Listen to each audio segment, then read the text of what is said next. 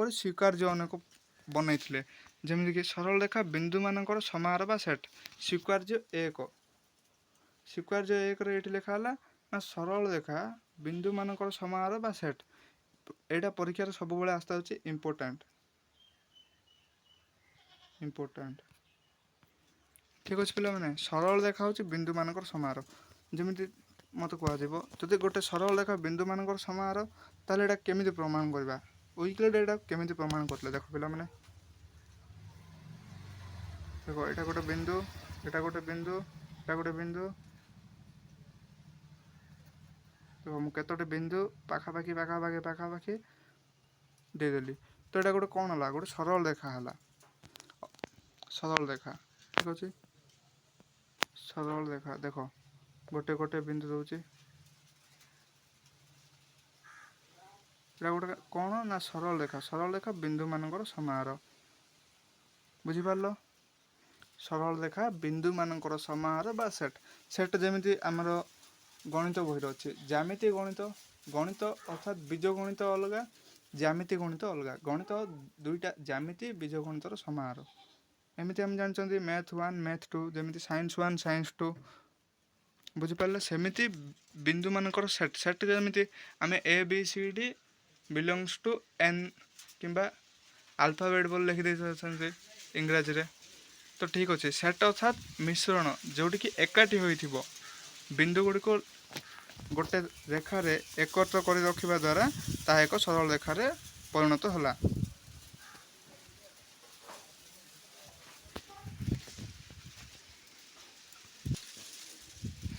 ତ ବୁଝିପାରିଲ ପିଲାମାନେ, ସରଳ ରେଖା ହେଉଛି ବିନ୍ଦୁମାନଙ୍କର ସମାହାର। ତାହେଲେ ପ୍ରଥମ ସ୍ୱୀକାର୍ଯ୍ୟଟି କେମିତି ହେଲା ବୁଝିପାରିଲ? ଦ୍ୱିତୀୟ ସ୍ୱୀକାର୍ଯ୍ୟକୁ ଯିବା। ଠିକ୍ ଅଛି। ଦ୍ୱିତୀୟ ସ୍ୱୀକାର୍ଯ୍ୟଟି ଦେଖ, ଦୁଇଟି ପୃଥକ୍ ବିନ୍ଦୁକୁ ଧାରଣ କରୁଥିବା କେବଳ ମାତ୍ର ଗୋଟେ ସରଳ ରେଖା ଅବସ୍ଥିତ।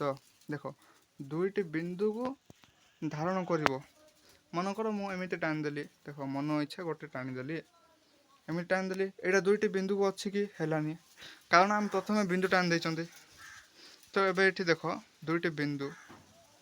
ଦୁଇଟି ବିନ୍ଦୁକୁ ଧାରଣ କରୁଥିବା, ଅର୍ଥାତ୍ ଏଇ ସିଧାରେ ଏମିତି ଯିବ, ସିଧା ହୋଇକରି ଏମିତି ଧାରଣ କରିବ। ତ ଏଇଟା ଗୋଟେ କ'ଣ ହେଇପାରିବ ମୋତେ କହିଲ ପିଲାମାନେ? ନା ଏଇଟା ଗୋଟେ ସରଳ ରେଖା ହେଇପାରିବ, ରେଖା ମଧ୍ୟ ହେଇପାରିବ। ରେଖା ଅର୍ଥାତ୍ କ'ଣ? ରେଖାକୁ ଆମେ ମାପିପାରିବା। ବୁଝିପାରିଲ? ଏଇ ବିନ୍ଦୁ ଠାରୁ ଏଇ ବିନ୍ଦୁ ପର୍ଯ୍ୟନ୍ତ ଯାହାକୁ ଆମେ ମାପିପାରିବା ସ୍କେଲ୍ ଦ୍ୱାରା, ତ ଏହାକୁ ରେଖା କୁହାଯାଏ। କିନ୍ତୁ ଯେଉଁଟାକୁ ଆମେ ମାପିପାରିବାନି ତାହାକୁ ସରଳ ରେଖା କୁହାଯାଏ। ଠିକ୍ ଅଛି। ତ ଦୁଇଟି ବିନ୍ଦୁକୁ ଧାରଣ କରୁଥିବା କେବଳ ମାତ୍ର ଗୋଟିଏ ସରଳ ରେଖା ଅବସ୍ଥିତ। ଯେମିତି ମୁଁ ପୂର୍ବରୁ କହିଥିଲି, ସ୍ୱୀକାର୍ଯ୍ୟଟି ଏଇଟା ଏମିତି କେମିତି ହେବ? ଦୁଇଟି ବିନ୍ଦୁକୁ ହିଁ ଧାରଣ କଲେ ହେବ କେମିତି? ନା ତିନିଟି ମଧ୍ୟ ହୋଇପାରିବ, ଯଦି ତିନୋଟି ଗୁଡ଼ାକ ସରଳ ରେଖାରେ ଥିବ। ଅର୍ଥାତ୍ ଗୋଟେ ଏକା ଦୃଷ୍ଟିରେ ଦେଖିଲେ ସେ ସିଧା ଦେଖାଯାଉଥିବ। ଠିକ୍ ଅଛି। ବୁଝିପାରିଲ ପିଲାମାନେ? ଠିକ୍ ଅଛି। ଏବେ କହିବ ପିଲାମାନେ, ତମେ ଯଦି କହିବ ସାର୍ ଦୁଇଟି ପୃଥକ ବିନ୍ଦୁକୁ ଧାରଣ କରୁଥିବା କେବଳ ମାତ୍ର ଗୋଟେ ସରଳ ରେଖା ହେଇପାରିବ? ନାଇଁ ପିଲାମାନେ, ନ ଧରିଲେ ମଧ୍ୟ ହେଇପାରିବ, କିନ୍ତୁ ସେଇଠି ମଧ୍ୟ ଦୁଇଟି ବିନ୍ଦୁ ଥାଇପାରେ। ଦେଖ ଏମିତି ମୁଁ ଗୋଟେ ସରଳ ରେଖା ଟାଣିଦେଲି, ତ ଏଇଠି ଗୋଟେ ବିନ୍ଦୁ ଥାଉଛି ନା। ଦେଖ ପିଲାମାନେ, ଆଉ ଟିକେ ଜଷ୍ଟ ଆଗକୁ ଗଲେ ମୁଁ ବୁଝେଇଦେବି ହେଲା। ଏଇଠି ମଧ୍ୟ ଥାଉଛି। କେମିତି ନା ଗୋଟେ ଆମେ ଯେମିତି ଯାଉଛନ୍ତି ରୋଡ଼ ଯାଉଛନ୍ତି, ତ ଗୋଟେ ରୋଡ଼ ଥାଉଛି, ତ ତା ସାଇଡ଼ରେ ବି ରୋଡ଼ ଥାଉଛି। ଯେମିତିକି ମେନ୍ ରୋଡ଼ ଦୁଇଟା ପାର୍ଶ୍ୱ, ଗୋଟେ ବାମ ପାର୍ଶ୍ୱ ଥାଉଛି, ଗୋଟେ ଡାହାଣ ପାର୍ଶ୍ୱ ଥାଉଛି, ଲେଫ୍ଟ ସାଇଡ଼୍ ରାଇଟ୍ ସାଇଡ଼୍। ତ ଏଇ ଦୁଇଟା ସାଇଡ଼୍ରେ ମଧ୍ୟ ଘର ଗୁଡ଼ାକ ଥାଉଛି। ତ ଘର ଗୁଡ଼ାକ ଯଦି ହଟେଇ ଆମେ ରୋଡ଼ ଟାଣିଦେବା, ତାହେଲେ ସେଇଠି ରୋଡ଼ ମଧ୍ୟ ହେଇପାରିବ। ତ ଏମିତି ଆମେ କେତେ ଦୂର ପର୍ଯ୍ୟନ୍ତ ରୋଡ଼ କରିପାରିବା ନା? ରୋଡ଼ଟାକୁ ଆମେ କେବେ ମାପିଛନ୍ତି? ନାଇଁ। ଗୋଟେ ଯେମିତି ଆମେ ଦେଖିଥିବା 1 କିଲୋମିଟର 2 କିଲୋମିଟର, ସେଇଟା ଗୋଟେ ପଏଣ୍ଟରୁ ଷ୍ଟାର୍ଟ ହେଉଛି, ଯେଉଁଠିକି ଖମ୍ବ ଗୋଟେ ଛୋଟ ଇଟାରେ ଗୋଟେ ବନ୍ଧା ହେଇଥାଉଛି ସିମେଣ୍ଟ କଂକ୍ରିଟ୍ ଦ୍ୱାରା, ସେଇଠାରୁ ମାପ କରାହେଉଛି। ତ ଏଇଟା ମଧ୍ୟ ସେମିତି ଗୋଟେ ରୋଡ଼, ଗୋଟେ ସରଳ ରେଖା, ଯେଉଁଠିକି ଗୋଟେ ପଏଣ୍ଟ କ୍ରିଏଟ୍ କରାଯାଏ। ଯେମିତିକି ଆମର ରାସ୍ତା ସାଇଡ଼୍ରେ ଗୋଟେ ବୋର୍ଡ଼ ଭଳି ବନାଯାଏ, ଯେଉଁଠିକି ଲେଖାଯାଏ ସେ ଏରିଆର ନାଁ, ଯେମିତିକି ରୋଡ଼ର ନାଁ PWD ରୋଡ଼ କିମ୍ବା ଆସ୍କା ରୋଡ଼ ଯେମିତି ଲେଖାଯାଏ। ତ ସେଇଟା ଗୋଟେ ବିନ୍ଦୁ ଭଳି ହେଇଗଲା। ରୋଡ଼ରେ ଯେମିତି ଗୋଟେ ପଏଣ୍ଟ ହେଇଗଲା, ସେମିତି ସରଳ ରେଖାରେ ମଧ୍ୟ ଗୋଟେ ପଏଣ୍ଟ ହେଇଗଲା। ପଏଣ୍ଟ ଅର୍ଥାତ୍ ବିନ୍ଦୁ, ବିନ୍ଦୁକୁ ଇଂରାଜୀରେ ପଏଣ୍ଟ କୁହାଯାଏ। ଠିକ୍ ଅଛି। ତ ସେ ଯଦି ଏମିତି ଆମେ ଅନେକ ରଡ଼ ଟାଣିଦେବା ତାହେଲେ ସେଇଟା ଗୋଟେ ସମତଳ ଉପରେ ହିଁ ଅବସ୍ଥିତ ନା। ବୁଝିପାରିଲ ନା ନାଇଁ? ବୁଝିପାରିଲ? 5-6ଟି ସରଳ ରେଖା ଯଦି ମୁଁ ସାଇଡ଼ରେ ଟାଣି ଦିଏ ତ ସେଇଟା ଗୋଟେ ସମତଳ ଉପରେ ହିଁ ଅବସ୍ଥିତ ନା। ଯେମିତିକି ଆମେ ଗୋଟେ ପଟା ଉପରେ 4-5ଟି ରଡ଼ ଆଣି ପକାଇଦେବା ତ ସେ 5-6ଟା ରଡ଼ ଉପରେ ଗୋଟେ ରଡ଼ ଅର୍ଥାତ୍ ଲୁହାର ଖାଡ଼ି ଆଣି ପକାଇଦେବା ତାହେଲେ ସେଇଟା ଗୋଟେ ସମତଳ ଉପରେ ଅବସ୍ଥାନ କଲା ନା ନାଇଁ? ହଁ। ତ ଏବେ ତମ ପିଲାମାନେ ପଚାରିବେ ସାର୍ ଆପଣ ଯେଉଁଟା କହୁଥିଲେ ଆମେ ବୁଝିପାରିଲୁନି 2 ନମ୍ବରରେ। ଦେଖ ପିଲାମାନେ ମୁଁ ଏମିତି ଗୋଟେ ରେଖା ଟାଣିଥିଲି ସରଳ ରେଖା, ତ ଏମିତି ମଧ୍ୟ ଟାଣିପାରିଲି। ଆମେ ପୂର୍ବରେ କ'ଣ ପଢ଼ିଲେ? ସମତଳ ହେଉଛି ସରଳ ରେଖା ହେଉଛି ବିନ୍ଦୁମାନଙ୍କର ସମାହାର ବା ସେଟ୍। ଯଦି ଏଇଟା ଗୋଟେ ସରଳ ରେଖା ହେଲା ଏମିତି, ତାହେଲେ ଏଇଟା ମଧ୍ୟ ତ ହେଇପାରିବ ଏମିତି ହେଇପାରିବ ନା। ହଁ। ତ ସ୍ୱୀକାର୍ଯ୍ୟ 3ଟା ପଢ଼ିଲେ 2ଟା ସହଜରେ ବୁଝିପାରିବା। ଯଦି ତୁମେମାନେ କହିବ ସାର୍ ଗୋଟେ ବିନ୍ଦୁଟି ମୁଁ ଅଙ୍କନ କଲି ପ୍ରଥମେ ଏଇଟାରୁ ଏମିତି ନେଲି, ଏଇଟାରୁ ଏମିତି ନେଲି, ସେଠି କ'ଣ କହିଛି ନା ଗୋଟେ ବିନ୍ଦୁକୁ ଧାରଣ କରୁଥିବା କେବଳ ମାତ୍ର ଗୋଟେ ସରଳ ରେଖା ଅବସ୍ଥିତ। 2ଟି ପୃଥକ ହେଲା, 2ଟି ଅଲଗାକୁ ଯଦି ମୁଁ ଏମିତି ଟାଣି ଦିଏ ତାହେଲେ କ'ଣ ହେଲା ନା ଗୋଟେ ସରଳ ରେଖା ଧରିଥାଏ 2ଟା ବିନ୍ଦୁକୁ। କିନ୍ତୁ ଯଦି ମୁଁ ପୂର୍ବ ଟାଣିଲା ଭଳି ଏମିତି ଟାଣି ଦିଏ ତାହେଲେ ଏଇଟା ଭୁଲ ହୋଇଯିବ ସ୍ୱୀକାର୍ଯ୍ୟ 2 ଅନୁସାରେ। ଏବେ ଆମେ ବୁଝିପାରିଲେ କ'ଣ ଯେ ନା ସରଳ ରେଖା ବିନ୍ଦୁମାନଙ୍କର ସେଟ୍। ବୁଝିପାରିଲେ? ସରଳ ରେଖାରେ ଅନେକ ବିନ୍ଦୁ ରହିପାରେ। ଆମେ ସରଳ ରେଖାକୁ ମାପ କରିପାରିବା ନାହିଁ କିମ୍ବା ତା ମଧ୍ୟରେ ଥିବା ବିନ୍ଦୁ କେତେ ଗୁଡ଼ାଏ ବିନ୍ଦୁ ଅଛି ଆମେ ମାପି କରିପାରିବା ନାହିଁ। ଠିକ୍ ଅଛି, ମନେ ରଖ। ଏଇଟା ସବୁବେଳେ ଏକ୍ଜାମ୍ ପରୀକ୍ଷାରେ ଆସିଥାଏ ହେଲା। ଠିକ୍ ଅଛି, ମନେ ରଖ। ଦେଖ ପିଲାମାନେ ଏବେ ଆଉ ଗୋଟେ, ହଁ ଏବେ ଆସିଗଲା। ମୁଁ ଯେଉଁଟା କହୁଥିଲି କି ସମତଳ ବିନ୍ଦୁମାନଙ୍କର ସେଟ୍ ଅଟେ ସରଳ। ଏବେ ପିଲାମାନେ ତୁମେ ପଚାରିପାରିବ ସାର୍ ସମତଳ ମଧ୍ୟ ସରଳ ରେଖାର ବିନ୍ଦୁମାନଙ୍କର ସେଟ୍ ଅଟେ ଆଉ ସରଳ ରେଖା ମଧ୍ୟ ବିନ୍ଦୁମାନଙ୍କର ସେଟ୍ ଅଟେ? ହଁ ପିଲାମାନେ, ମୁଁ ଯେମିତି କହିଲି ଗୋଟେ ପଟା ଉପରେ ଲୁହ ଖାଡ଼ି ଆଣି ପକାଇଦେଲେ ଆମେ, ତ ପଟାଟା ଗୋଟେ କ'ଣ ସମତଳ। ଠିକ୍ ଅଛି, ସମତଳ ମାନେ ବିନ୍ଦୁମାନଙ୍କର ସେଟ୍ କେମିତି ଥିଲା? ଦେଖ ସେଇ ଲୁହାର ଖାଡ଼ି ଗୁଡ଼ାକୁ ମୁଁ ଲାଇନ୍ରେ ସଜାଇଦେଲି ଗୋଟେ ରୋଡ଼ ଉପରେ ସଜାଇଦେଲି, ତ ସେଇଟା ଗୋଟେ କ'ଣ ହେଲା ସମତଳ ଉପରେ ଖାଡ଼ି ଗୁଡ଼ାକ ଯେହେତୁ ସମାନ ମାପର ରହିଲା ତ ସେଇଟା ଗୋଟେ ସମତଳ ଭଳି ଦେଖାଗଲା। ସେମିତି ହିଁ ସରଳ ରେଖା କ'ଣ ନା ବିନ୍ଦୁମାନଙ୍କର ସମାହାର। ସେଇ ସରଳ ରେଖା ଗୁଡ଼ାକୁ ମୁଁ ଏକାଠି ସାଇଜ୍ରେ ରଖିଦେଲି, ଯେମିତିକି ଲୁହା ଖାଡ଼ି ଗୁଡ଼ାକୁ ମୁଁ ସରଳ ରେଖା ବୋଲି ଭାବିଲି ଏବଂ ସେଗୁଡ଼ାକୁ ରଖିଦେଲି ରୋଡ଼ ଉପରେ, ତ ସେଇଟା ଗୋଟେ ସମତଳ ଉପରେ ସମତଳ ଭଳି ଦେଖାଗଲା। ହଁ, ତ ସରଳ ରେଖା ସମତଳ ମଧ୍ୟରେ ଅନେକ ସରଳ ରେଖା ହେଇପାରିବ। ବୁଝିପାରିଲ?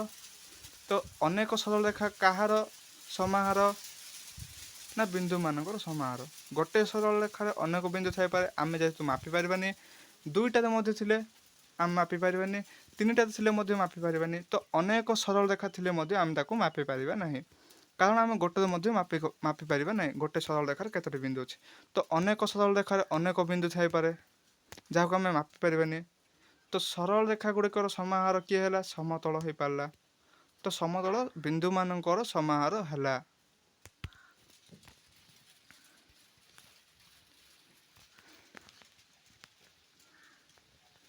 ଏଠି ଦେଖ ପିଲାମାନେ ସରଳ ରେଖିକ ବିନ୍ଦୁ ବା ଏକରେଖୀ ବିନ୍ଦୁ। ଏକରେଖୀ ବିନ୍ଦୁ ମାନେ କ'ଣ? ସାର୍ ଗୋଟେ ରେଖା ଥାଏ କି ବିନ୍ଦୁ? ନାଇଁ ପିଲାମାନେ, ସେମିତି ନାହିଁ। ସରଳ ରେଖିକ ବିନ୍ଦୁ ମାନେ ଗୋଟେ ସରଳ ରେଖାରେ ଅବସ୍ଥାନ କରିଥିବା ବିନ୍ଦୁମାନଙ୍କୁ ସରଳ ରେଖିକ ବିନ୍ଦୁ କୁହାଯାଏ ବା ଏକରେଖୀ ବିନ୍ଦୁ କୁହାଯାଏ। ଗୋଟେ ରେଖା, ଏବେ ଦେଖ ଯଦି ଆମେ 1 ସେଣ୍ଟିମିଟର ପରେ ଛାଡ଼ି ଗୋଟେ ବିନ୍ଦୁ ମାରିବା ତ ଏ ବିନ୍ଦୁ ଗୁଡ଼ିକୁ ସରଳ ରେଖିକ ବା ଏକରେଖୀ ବିନ୍ଦୁ କୁହାଯିବ। ବୁଝିପାରିଲ? 3 ବା ତା'ଠାରୁ ଅଧିକ ସଂଖ୍ୟକ ବିନ୍ଦୁ। ବୁଝିପାରିଲ ପିଲାମାନେ? 3 କିମ୍ବା ତା'ଠାରୁ ଅଧିକ, 3 କିମ୍ବା ତା'ଠାରୁ ଅଧିକ। ବୁଝିପାରିଲ? 3+, ତ ଏହାକୁ ସରଳ ରେଖିକ ବିନ୍ଦୁ ବା ଏକରେଖୀ ବିନ୍ଦୁ କୁହାଯାଏ। ବୁଝିପାରିଲ? କୋଲିନିୟର ପଏଣ୍ଟସ୍, ଗୋଟେ ସରଳ ରେଖାରେ ରହିଲା ଭଳି। ଯେମିତିକି 3ଟା ବଲ୍କୁ ଆମେ ଗୋଟେ ଲାଇନ୍ରେ ରଖିଦେବା, ତ ଏ ବଲ୍ 3ଟା ଗୁଡ଼ିକୁ ଏକ ରେଖାରେ ଅବସ୍ଥାନ କରୁଥିବା ବଲ୍ କହିବା। ସେମିତି ବଲ୍ ବଦଳରେ ଯଦି ଆମେ ବିନ୍ଦୁ 3ଟି ଅଙ୍କନ କରିଦେବା ଗୋଟେ ପେପର ଉପରେ, ତ ଏଇ 3ଟି ବିନ୍ଦୁକୁ କ'ଣ ନା ଗୋଟେ ସରଳ ରେଖାରେ ରହିଲା ଭଳି ଅଙ୍କନ କରିଦେଲେ ଏହାକୁ ଏକରେଖୀ ବିନ୍ଦୁ କୁହାଯିବ, ସରଳ ରେଖିକ ବିନ୍ଦୁ କୁହାଯିବ। ବୁଝିପାରିଲ? ଦେଖ ମୁଁ ବୁଝେଇ ଦେଉଛି। ସରଳ ରେଖା ଗୋଟେ ହେଲା, ଏଠି ଗୋଟିଏ ବିନ୍ଦୁ ହେଲା, ଏଠି ଗୋଟିଏ ବିନ୍ଦୁ ହେଲା, ଏଠି ଗୋଟିଏ ବିନ୍ଦୁ ହେଲା।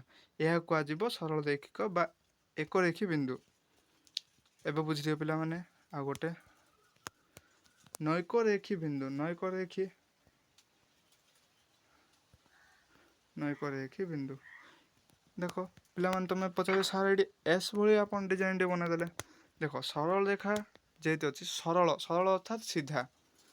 ବକ୍ର ରେଖା ମଧ୍ୟ ଥାଇପାରେ, ଯେମିତିକି ଦୌଡ଼ଟିକୁ ଆମେ ଏପରି ବିଛେଇ ଦେଲେ, କିନ୍ତୁ ସେଇ ଦୌଡ଼ଟିକୁ ଆମେ ସିଧା ରଖିଦେଲେ।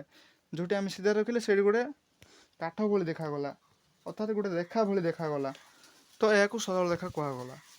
ସେଇ ଦୌଡ଼ଟିକୁ ଆମେ ଯଦି ବକ୍ର ଭଳି ଚାରିଆଡ଼େ ବିଛେଇ ଦେବା, ତାହେଲେ ସେଇଟା ଗୋଟେ କ'ଣ ହେଲା, ବକ୍ର ରେଖା ଭଳି ଦେଖାଗଲା।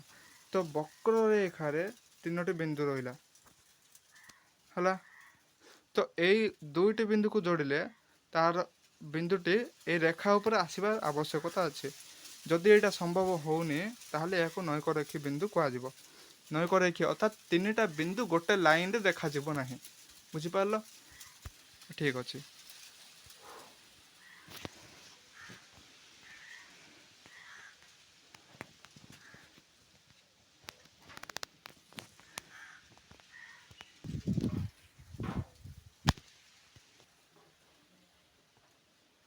ସ୍ୱୀକାର୍ଯ୍ୟ 4, ଯେକୌଣସି 3ଗୋଟି ନୈକରେଖୀ ବିନ୍ଦୁ ଦେଇ ଗୋଟିଏ ମାତ୍ର ସମତଳ ଅବସ୍ଥିତ।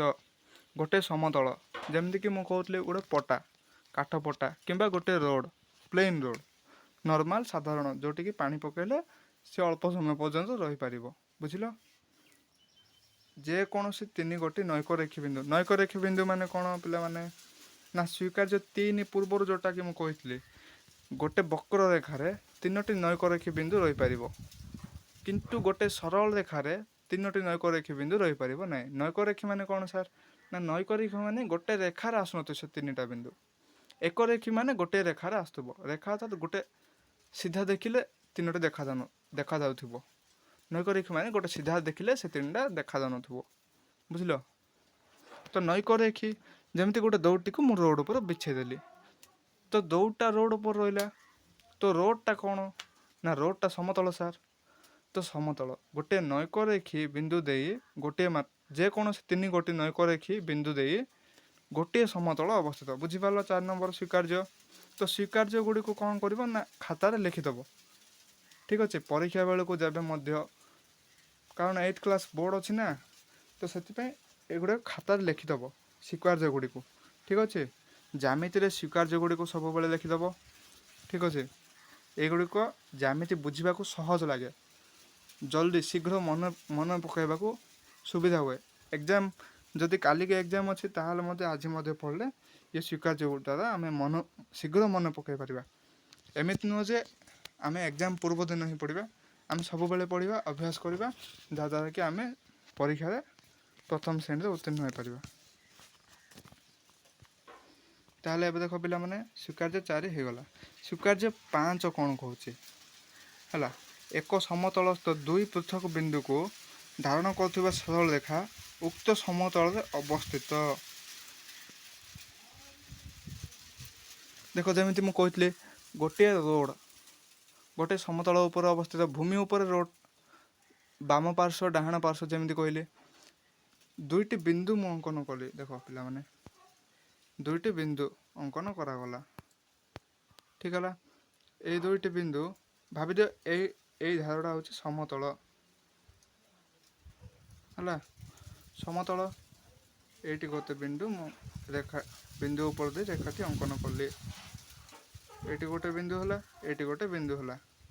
ଠିକ୍ ଅଛି? ପିଲାମାନେ ଯେବେ ମଧ୍ୟ ଚିତ୍ର ଅଙ୍କନ କରିବ ଜ୍ୟାମିତିରେ, ତ ଛୋଟ କରିବ, ଏତେ ବଡ଼ ବିନ୍ଦୁ ଆସିବନି। ବୁଝିପାରିଲ? ମୋବାଇଲରେ ଯେମିତି ଦେଖାଯାଉଛି ସେତେ ବଡ଼ ବିନ୍ଦୁ ଆସିବନି। ବୁଝିବା ପାଇଁ ମୁଁ ଏଠି ମାନେ ତୁମକୁ ଦେଖାଗଲା ଭଳି ବୁଝିବା ପାଇଁ ଦେଖାଇ ଦେଉଛି। ଠିକ୍ ଅଛି? ବୁଝିପାରିଲ? ତ ଏମିତି ଇଏ କ'ଣ କହିଲା, ଏକ ସମତଳସ୍ଥ 2 ପୃଥକ ବିନ୍ଦୁକୁ ଧାରଣ କରୁଥିବା ସରଳ ରେଖା ଉକ୍ତ ସମତଳରେ ଅବସ୍ଥିତ। ଯେମିତିକି ନୈକରେଖୀ, ଏକରେଖୀ। ନୈକରେଖୀ ଯଦି ପିଲାମାନେ ଏବେ ତୁମେ ବୁଝିଯାଇଥିବ, ନୈକରେଖୀ ବିନ୍ଦୁ ଗୁଡ଼ାକ ଗୋଟେ ସମତଳ ଉପରେ ରହିପାରୁଛି, ସେ ବକ୍ର ରେଖାଟା ମଧ୍ୟ ରହିପାରୁଛି ସମତଳ ଉପରେ, ତାହେଲେ ସରଳ ରେଖାଟା ରହିପାରିବ ନିଶ୍ଚିତ। ଯେମିତି ଦେଖ ଏଇପରି ଏଇଟା ଗୋଟେ ସମତଳ ଉପରେ ରହିଲା ନା ସ୍ୱୀକାର୍ଯ୍ୟ 4 ଅନୁସାରେ। ଦେଖ ହେଲା କି ତୃତୀୟଟି ଆସିଲାନି, ଏଇଟା ଆସିଲା, ଏଇଟା ଗୋଟେ ଆସିଲା, ଏଇଟା ଆସିଲାନି ବିନ୍ଦୁଟେ, ତ ଏଇଟା ନୈକ ରେଖୀ ହେଲା। କିନ୍ତୁ ଇଏ କ'ଣ କଲା, ଗୋଟେ ସମତଳ ଉପରେ ଅବସ୍ଥାନ କଲା, ହଁ କି ନାହିଁ? ହଁ ହଁ ସାର୍ ଏଇଟା ସ୍ୱୀକାର୍ଯ୍ୟ 4ରେ ଅଛି। ତ ସେହିପରି ସ୍ୱୀକାର୍ଯ୍ୟ 5ରେ ମଧ୍ୟ ଗୋଟେ ସରଳ ରେଖା ରହିପାରିବ। କାରଣ କ'ଣ ନା, କାରଣ ନା ସାର୍ କାରଣ କ'ଣ ଆମେ ବୁଝିପାରିଲୁନୁ ଭଲ ଭାବରେ। ତ ଦେଖ ପିଲାମାନେ, ନୈକ ରେଖୀ ରହିପାରିଲା ତ ସରଳ ରେଖାଟା ତ ସହଜ ରହିଯିବ ନା। ନୈକ ରେଖୀ ଅର୍ଥାତ୍ 3ଟା ବିନ୍ଦୁ ଭିନ୍ନ ଭିନ୍ନ ଜାଗାରେ ରହିଲା, ଯୋଉଟା କି 2ଟା ବିନ୍ଦୁ ମିଶିଲା, ଗୋଟେ ମିଶିଲାନି। ତ ଏକ ରେଖୀ ମାନେ କ'ଣ ନା, ଯୋଉଟା କି 3ଟା ମିଶିଗଲା, 3ଟା ମିଶିଗଲା। ସାର୍ 3ଟା 2ଟା ଏମିତି କି ସେମିତି କିଛି ହବନି ତ। ତ ଦେଖ ପିଲାମାନେ, ଗୋଟିଏ ସରଳ ରେଖାର ଅନେକ ବିନ୍ଦୁ ରହିପାରିବ, ମୁଁ କହିଥିଲି ହଁ କି ନାହିଁ? ତ ଏକ ରେଖୀ ହେଇଗଲା, 3ଟାରୁ ଅଧିକ ହେଇଗଲା ନା। ଯଦି 2ଟି ହବ ସରଳ ରେଖା ହବ, 2ଟି ହବ ତାହେଲେ ରେଖା ହବ, କାରଣ ପ୍ରାନ୍ତ ବିନ୍ଦୁ 2ଟି ବିନ୍ଦୁ ହେଲା। ଏଇଠି କିନ୍ତୁ କ'ଣ କହିଲା ନା ସରଳ ରେଖା। ତ ସରଳ ରେଖା ସମତଳରେ ଅବସ୍ଥିତ। ବୁଝିପାରିଲ ପିଲାମାନେ? ହଁ ଠିକ୍ ଅଛି।